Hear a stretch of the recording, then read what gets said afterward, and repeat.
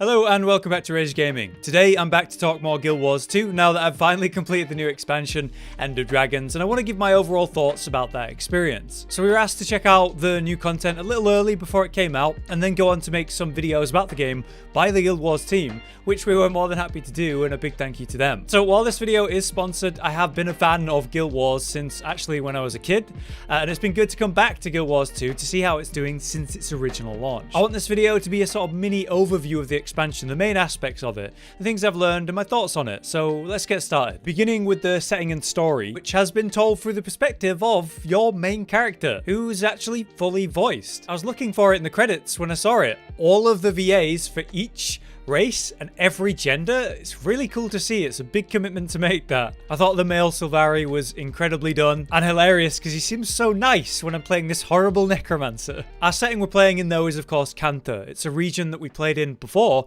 over 100 years ago during the original Guild Wars story in factions. Now though, we're seeing this crazy technological advancement with literal mechs walking around, robots doing your physical labor, convenient stuff like elevators and zipline lifts. Best displayed in the city of Kaineng, where people have Jade tech limbs like cyborgs, and it's all set in this huge sprawling city of skyscrapers. Our story is largely tied to the source of that technology though, and how it might not be the most stable or safe long term. Through that though, we get to revisit places like Xingji Island, the super advanced Kaineng now, and then head out into the wilds of Echoveld Forest and also the Jade Sea. Looking back through old footage and videos of these areas, they're actually similar in their layout and design at certain places, right? But it changes more and more as you progress through. It was particularly cool in Echoveld, where you're walking through the ruins of this civilization that once existed there. These giant ancient ruins that have now fallen from grace. Whereas in the Jade Sea, what we would have is a beautiful landscape of blue waters and green jade, which is being mined for its uses in these satisfying blocks, being a bit overshadowed by the current events of the story. I'm going to try avoid spoiling you, but it's essentially the eye of the storm for the events that bring you here, and the terrain is being ripped apart and warped by what's happening. A very end of the world vibe. Throughout the story though, the nicest thing was definitely the fact that every character was voice acted. I could just sit back and listen while I'm doing something else, whether I'm mid-combat, and just pay attention with what's happening at the moment. I think it takes a lot of effort to tell a story in the way they've done here, but for me it resulted in a very easy thing to digest. It also made the characters feel a bit more real, right? Instead of reading like paragraphs and paragraphs, they're all voice acted, they all have a lot of emotion to them. And while the humor wasn't always for me, the main story and progression of the characters involved, and how actually few remained the same as they started, well, I really enjoyed it. But now let's talk combat. Years back when I played at its launch, the combat was definitely the highlight. You had two weapons you could swap between that had different abilities, and then a few class abilities based on your build. It was easy to understand, smooth to play, and actually the same can be said now. It's just you have more options, more build potential, more things to consider. The combat itself has a combo system right from your abilities, which rewards your timing of specific attacks in combo with one another, or there's timings on when you're meant to stun an enemy to break its defiance bar. The enemies themselves often have telegraphed abilities to avoid, or in the big boss fights, you've got shockwaves to roll through while dealing with the many attacks flying your way. And going through the story, you'd get bigger boss fights, larger groups of enemies, and more challenges. And by the end of it, just look at what I'm dealing with.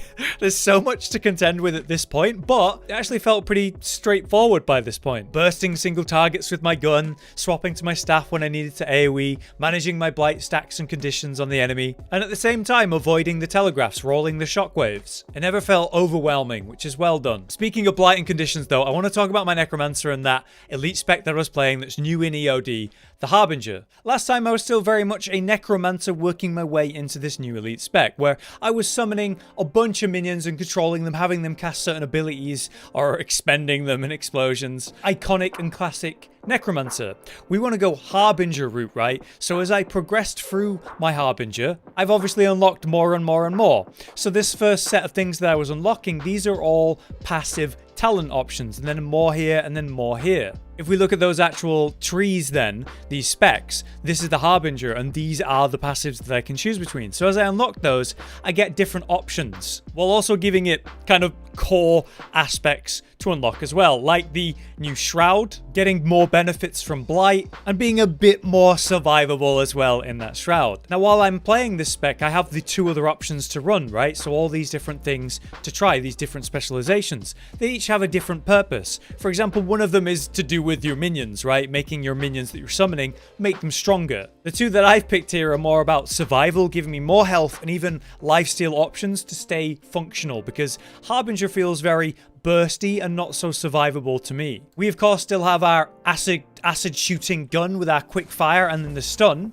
And then in the offhand we have the dagger to put weakness on enemies, or very importantly, transfer my negative conditions on an enemy to more targets. So those potions that I'm unlocking, these elixirs, they all have a different purpose. I have one to use that will deal damage to enemies and heal me, healing me over time, remove negative conditions for myself and convert boons to conditions. Or most importantly, the final elixir that I unlocked from completing the spec, that is of course the elixir of ambition. This thing is ludicrous. If I put it on myself, I get just this wall of buffs. So I've got crazy CDR, better damage, movement speed, more survivability. It's crazy. And if I put that on an enemy, they're going to take big damage. They're going to start bleeding, burning, have confusion, poison, torment. I can AoE enemies with that at the same time, right? And of course, I can do Deathly Swarm to spread that for all my targets. So it's a really nice unity here between that dagger skill and my main skill. And then I have a little bit of utility. I still have one minion, sort of a turret, a flesh worm that's going to shoot enemies while it's near them. And then I can consume it to get health and teleport. And then I also have a sprint where I can move around quicker and, you know, keep myself survivable. And then teleport back to where I started as well. So this flows really nice and it feels good. I can swap to my staff for AoE where I want to with these sigils. And then we have the Shroud, where I transform and get these new abilities. I can do AoE CC, I can leap around, I can charge around, and I can fire cone AoEs as well. So in the combat, what you're seeing me do is burst single target with the pistol, get all of my buffs, put the negative conditions on enemies, spread them out, swap to the staff and start AoEing, jump into my Shroud and get in there physically in melee combat, bouncing around, and then leap back and continue to sort of manage everything. My potions give me this benefit, right? Where if I throw it on myself, I get Blight, which reduces my overall health, but means while I've got that stack of Blight, any potion I throw at an enemy is going to do double damage. I just have to make sure that I'm over the threshold with Blight and not overdoing it as well by covering myself in Blight and losing too much max HP. But I also want to talk about masteries, which function as the progression of the game, like a horizontal progression rather than power grind, which is interesting. So masteries, they each come in the specific content. So we have the original masteries and then we have End of Dragons masteries right now. That's new stuff like the fishing or the skiffs, the boats we can ride around on, or very importantly, the Jade bots, which you can see I'm working on the most right now. How this works is it's my XP bar. So instead of leveling up my character's just maxed out. Now I just worry about hero points and power and masteries. So if I want to work on my fishing, all I have to do is activate this. And as you can see, my XP bar changes to what my current progression is in fishing. Each time I reach this next stage, I need to unlock it using mastery points, which I currently have 12 and this would cost 4. And then I get some new benefits. So for this, I would get more base fishing power and a huge amount when I'm nourished. To get XP, all I have to do is play the game, and I could play it in any way. So that XP just went towards my fishing, right? And what I could do is I could take my mastery and swap back to the Jade bot and start working on the Jade bot again. And there we go. XP I got from catching that fish, that went towards my Jade bot. So I could level something completely different to the content I'm doing wherever I want. And if we were going to go explore, right? So let's say I go find a point of interest that I've not been to yet, like over here on Grub Lane. If I go there, I'm going to get some XP. That goes to what I'm currently choosing to focus on. Or your more generic leveling, where I'm doing events and doing combat, where I'm doing questing. I get to choose where it goes. And these unlocks give me totally new abilities. So for example, with the skiff, I've unlocked this new button called Full Throttle. So instead of just having the slow cruise and moderate cruise or clip, I'm now able to go full throttle and go way faster. For fishing, I've unlocked the Angular Sense. So I press this button and I reveal, oh look at my minimap, hey, there's a spot over there where I can pull up, anchor. Now this ship becomes a physical thing I can stand on, and then I can pull out my fishing rod and fish from here. So it doesn't really matter what I'm doing. If I'm exploring and doing the completion of this area and getting those objectives, anything I do that rewards XP, which is pretty much anything, goes towards the mastery that I'm currently progressing and focusing on. Literally meaning I can do whatever content I want, whatever I'm enjoying, and ignore the content that maybe I'm not personally interested in, and still make progression, which to me is a really nice design. When it comes to the older content like the Heart of Thorns, Pathfire, or Iceblood Saga that I've got to unlock,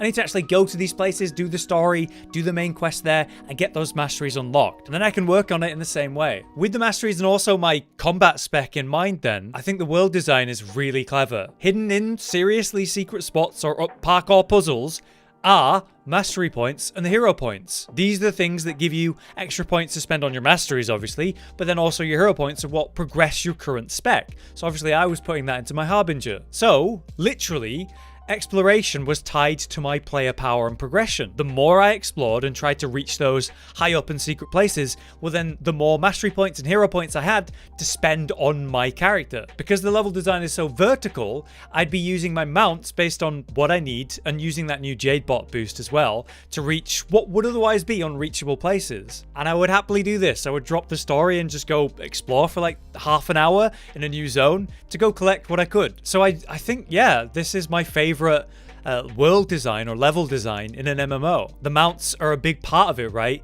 Each mount has a different purpose. They're not just for moving faster when you ride them.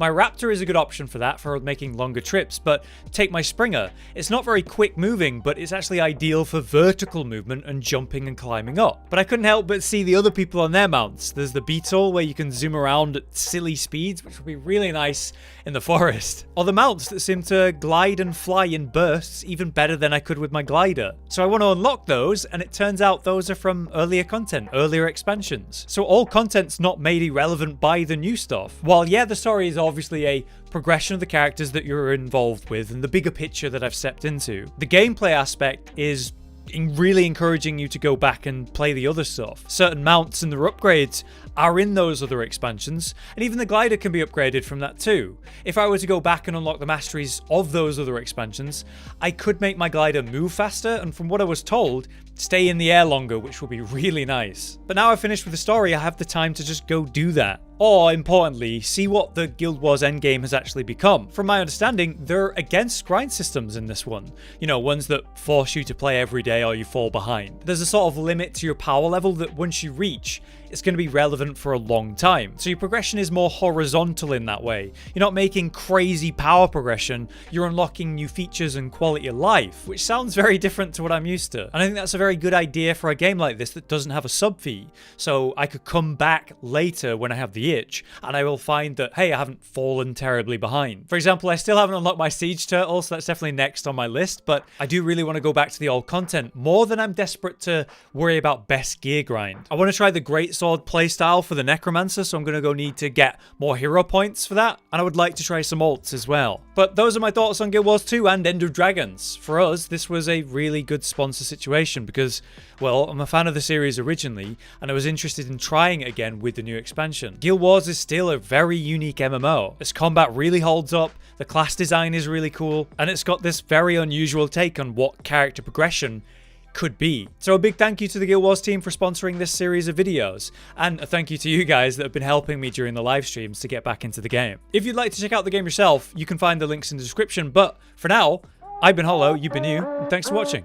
Josh, Cotton, and Hollow with the videos, dropping the humor like a hammer on your tippy toes, bringing entertainment on a daily arrangement to take our insanity and turn it into entertainment. Yes, I said entertainment twice, to reiterate that it is nice to look into your faces on a mostly daily basis when you let us in your homes to make the whole world a stage. Goodbye.